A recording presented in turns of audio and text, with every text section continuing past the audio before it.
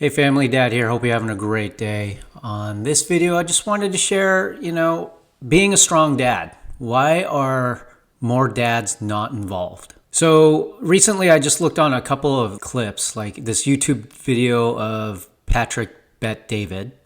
4% of kids in America used to be born to single parent household in 1960. You know what that number is today? No idea. 40%. 40% of kids are born today to a single parent. How? Terrible policies. Lyndon Johnson came up with this welfare program, giving entitlement programs to everybody. We went from 4% to 40% of fathers devalued. Who cares about fathers in a household? Who cares about this? Yeah. We need strong men that raise great kids. Lowers taxes, lowers crime, safer community, better future citizens. Unemployment goes lower. A strong father we need a lot of strong fathers. So he shared 40% of single parent households today, dads are out of the picture. And then I found this other article here online. It's the Oregon Legislature.gov. I don't know how accurate this is, the data, but I'm sure there's some similar stats out there in regards to dads. But it's very interesting. 63% of youth suicides are from fatherless homes. 90% of all homeless and runaway children are from fatherless homes. And the list goes on and here, as you can tell. And I'll put the link down below as well on this. And then another data stat I saw was only 4.6% of kids under 18 live with their dad full time, which I thought was really eye-opening. I do remember when I was going through my divorce, my child support, my parenting plan process back in 2006, my lawyer, and I remember this vividly, told me that the laws will always go in the mom's favor. And I think that is the start, because it becomes an uphill battle for the dad to get time with the kid.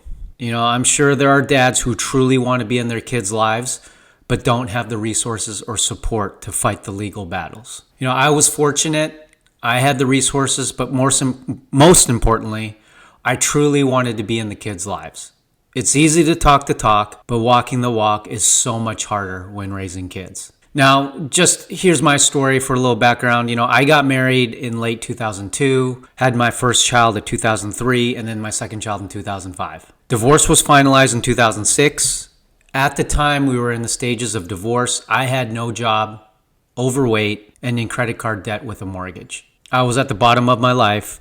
I was really sad. I was embarrassed that I was going through a divorce. But I also decided, in order to change, I needed to change, and I needed to make extreme adjustments. The biggest priority was to be in my kid's life. I wanted to be there for every milestone, birthdays, athletic events, etc. After the divorce, I had the kids 8 nights a month. I wanted half the time at the beginning. It wasn't enough for me. But over the years, during their daycare, elementary, middle school years, I slowly gained more time and adjusted the parenting plan to eventually having the kids majority of the time. Over the years, I prioritized being around my kids, to communicate with them, nurture them, being proud of their achievements. My daughter's first time trying sports, going to the symphony camp, getting her driver's license, doing Running Start, college visits, graduating college early. My son going to Taekwondo, going on trips, starting football, getting his driver's license during COVID, and all the football recruiting visits that we went through.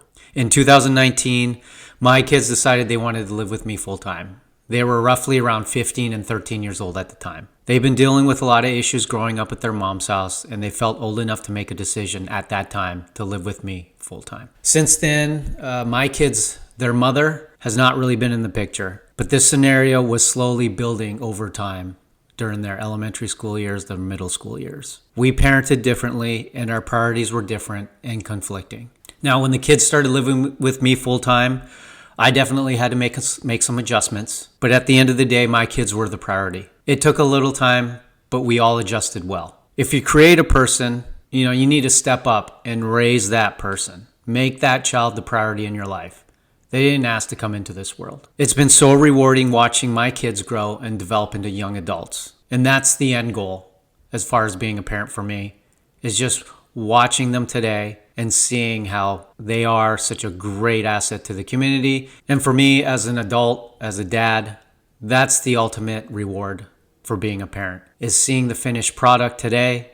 And obviously they have some more growing up to do, but today, the snapshot today It's just amazing watching how successful they've been and how they have navigated through life with all the challenges. We'd love to hear some thoughts on this. If you grew up or growing up in a single parent home or splitting time with both parents or being a parent, would love to hear your thoughts. Let me know how that went or any kind of challenges. Please comment, click, and subscribe. I would really appreciate it. So that's all I got. Stay safe, stay positive, and be happy. Love you, Dad.